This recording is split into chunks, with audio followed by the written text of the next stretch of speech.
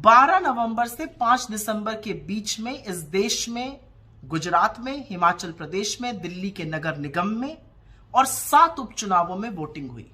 Voting के नतीजे आने के बाद एक बात तो साफ है कि चुनाव के पहले भारतीय जनता पार्टी की सत्ता दिल्ली के एमसीडी पर थी, गुजरात में थी और हिमाचल में थी। भारतीय जनता पार्टी हिमाचल हार गई, दिल्ली नगर निगम हार गई, 7 उपचुनावों में से 5 उपचुनाव हार गई और एक गुजरात जरूर जीता। तो हार और जीत का जो रेशियो है वो 3:1 का है। हारी है उपचुनाव हिमाचल और दिल्ली एमसीडी, जीती है गुजरात। गुजरात की प्रचंड जीत है, बिल्कुल प्रचंड जीत है, उसकी बधाई देते हैं। लेकिन क्योंकि गुजरात की जीत का सेहरा मोदी जी के सिर पर बांधा जा रहा है, तो यह भी बोला जाएगा कि गुजरात में चुनाव जीतने के बावजूद भी स्थिति जस की तस है। 40 लाख लोग बेरोजगार हैं, 1.5 लाख परिवार गरीबी की सीमा रेखा के नीचे हैं, 22 पेपर लीक हुए हैं, 150 लोगों की मौत का कारण क्या था मोरबी में, कौन गुनहगार है, ये किसी को पता ही नहीं है। महंगाई से लोग जूझ रहे हैं, बेरोजगारी से लोग जूझ रहे हैं, वो स्थिति जस की तस बनी हुई है। पर क्योंकि सेहरा मोदी जी को बांधा जा रहा है, ये सवाल पूछे जाएंगे। खैर, अब आते हैं हिमाचल पर। देवभूमि की देवतुल्य जनता ने हमको अपना आशीर्वाद दिया है, 40 सीटों से बढ़िया बहुमत हासिल किया है।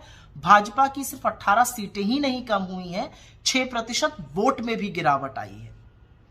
हमने तो खैर चुनाव मूल मुद्दों पर लड़ा था, चाहे वो पुरानी पेंशन स्कीम हो, अग्निवीर की खिलाफत हो, सेब बागानों की बात हो और बेरोजगारी से जूझते लोगों को राहत देने की बात हो।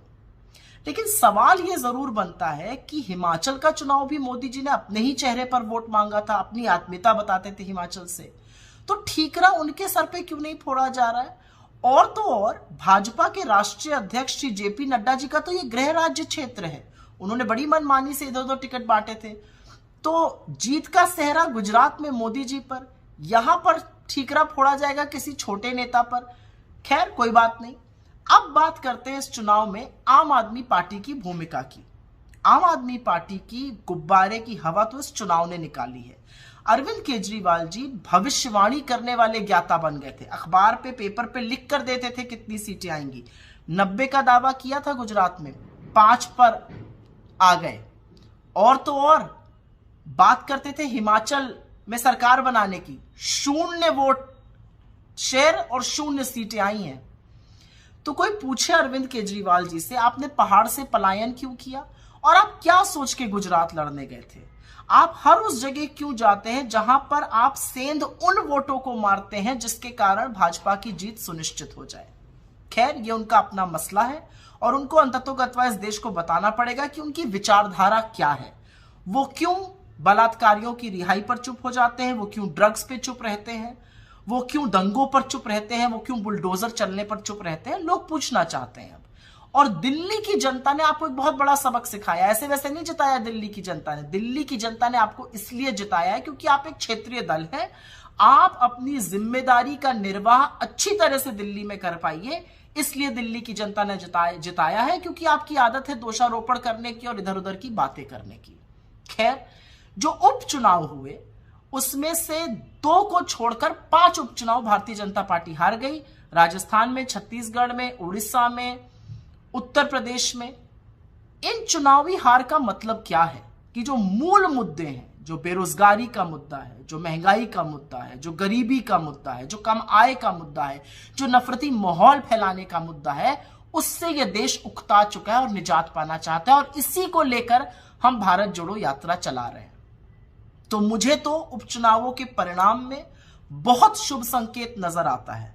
अगर आप वाकई में देखिए तो गुजरात के बाहर इस देश ने भारतीय जनता पार्टी को नकार दिया है और इसी के कारण भारतीय जनता पार्टी के मुख्यालय पर जो बढ़िया जश्न मनाया जा रहा है वो एक्चुअली भ्रमजाल फैलाने का काम है। क्योंकि हारे तो आप हिमाचल में हैं, हारे तो आप दिल्ली के एमसीडी में हैं, हारे तो आप 5-5 उपचुनाव हैं, तो जश्न मन किस चीज का रहा है? खैर, ये उनका मतलब है, ये उनकी बात है, वो जैसा चाहे करे। हम तो जिस जनता ने हमें हिमाचल में जिताया उसका अभिवादन करते हैं और गुजरात की जनता को ये विश्वास दिलाते हैं कि एक नई परिकल्पना से, एक नई सोच से, एक नए तरीके से आपसे फिर से जुड़ेंगे। आपका विश्वास जब तक हासिल ना कर लें दोगुनी मेहनत करेंगे और आपका विश्वास हासिल करके ही रहेंगे।